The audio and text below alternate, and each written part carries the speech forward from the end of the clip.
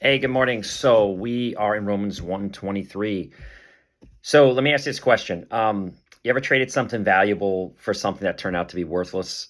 Yeah, most of us have made a bad trade at some point in our life. Or when I was young, I used to collect baseball cards, and we had this one guy who just didn't understand the value of cards, and man, he made some bad trades to us. But anyway, so Romans 1:23 describes the worst exchange, the worst trade in human history. So here's the verse. And exchanged the glory of the immortal God for images resembling mortal man and birds and animals and creeping things. So this verse explains when people reject God. So humanity was created to worship the creator. If you want to know the purpose of life, your purpose is to worship the creator. So when people refuse to honor God, they don't stop worshiping. They simply just begin worshiping something else. So Paul begins saying that mankind exchanged the glory of God. So the Greek word means to trade or substitute one thing for another. So this wasn't an accident. God had already revealed himself through creation, right? That's what Romans 1 was, before this was talking about. So, but people deliberately chose something else instead. So what did they exchange? So they exchanged the glory of the immortal God. So God's glory is his infinite majesty, holiness, wisdom, power, perfection, justice, right? Paul calls him the immortal God because unlike everything in creation, God never changes, never grows old, never dies, and he wasn't created. He's eternal, he's incorruptible. Yet people traded the eternal creator for temporary created things. This is the exchange. So Paul says they exchanged God's glory for images. So the Greek word refers to carved idols or representations made by human hands. So ancient cultures and today, right, craft statues out of wood and stone and silver and gold and today plastic even, and then worship them as gods. So the irony is remarkable, right? I mean, Genesis tells us that mankind was created in the image of God, but after the fall, mankind began creating gods in its own image. Instead of reflecting God's glory, people invented gods that reflected themselves, and not even just themselves, but things in nature that are created. So instead of worshiping the creator, we're worshiping the created, right? So Paul mentions images resembling mortal man and birds and animals and creepy things. I notice in Genesis, this follows the order, right? God created birds and animals and creeping things. So Paul's saying, like,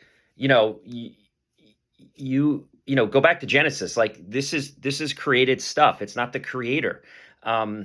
Interesting word for animal, quadruped, right? Four-legged thing. So look, I mean, fallen humanity reversed God's design by worshiping the very creatures they were supposed to rule over. So this isn't just theory. Egypt worshiped cats and bulls and crocodiles and beetles and, snakes and eagles and countless other creatures. All you have to do is just go to Rome or, the Roman world today, and you can just see the idolatry that was going on. So even Israel fell into sin, like right away, right? They, kind of God shows up, and then like Moses is up there too long on the mount, and he comes back, and they're worshiping the calf, right?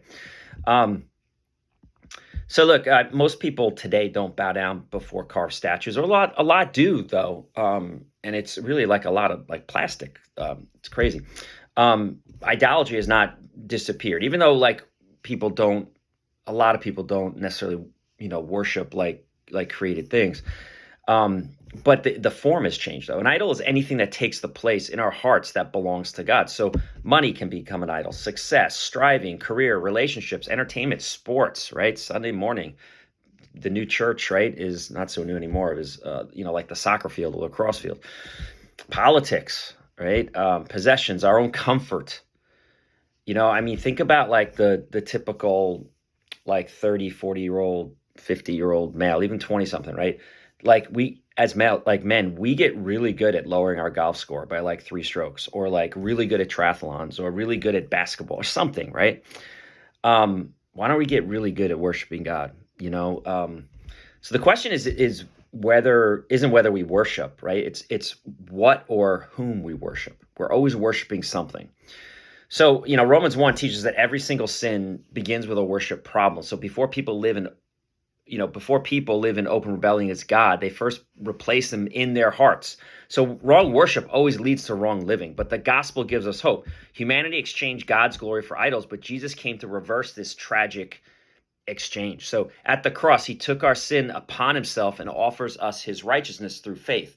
So because of Christ, we can be forgiven, restored, brought back into the relationship with God, which we were created. Paul's words, also challenge every believer to examine our own hearts. So, I ask this question of me, what is competing with Christ for first place in our hearts?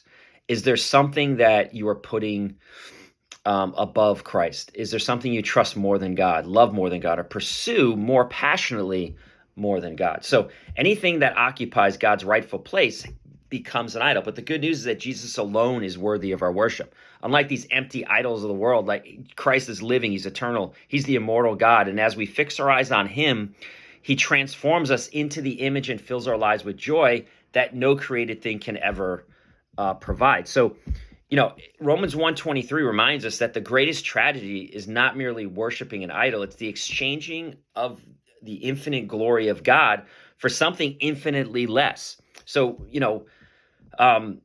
may our lives continually bring glory to the one who alone is worthy of all the praise, honor, and worship forever. And the gospel gives us hope. Humanity exchanged God's glory for idols, but Jesus came to reverse that tragic exchange. So at the cross, he took our sin upon himself and offers us his righteousness to all who place their faith in him. So through his death and resurrection, we're not only forgiven, but we are reconciled with God. The gospel restores true worship. The gospel, Jesus didn't merely come to forgive us our sins. As wonderful as that is. He came to bring us back into a right relationship with the Father so that we could once again fulfill our very purpose to worship him. Jesus told the woman at the well, the hour is coming and is now here when the true worshipers will worship the Father in spirit and in truth, for the Father is seeking such people to worship him. So, Paul's words also challenge every believer to examine our own hearts and, take out those things that are competing with Christ in our lives. So, Romans 1:23 reminds us that the greatest tragedy is not merely worshiping an idol, it's exchanging the infinite glory of God for something infinitely less. So, but through Jesus Christ, the exchange can be reversed. He restores us to the Father and enables us to worship in spirit and in truth. That's one of the great things about the cross and becoming a follower of Christ. It's we now can worship God in spirit and truth. In our flesh, we can't worship God properly.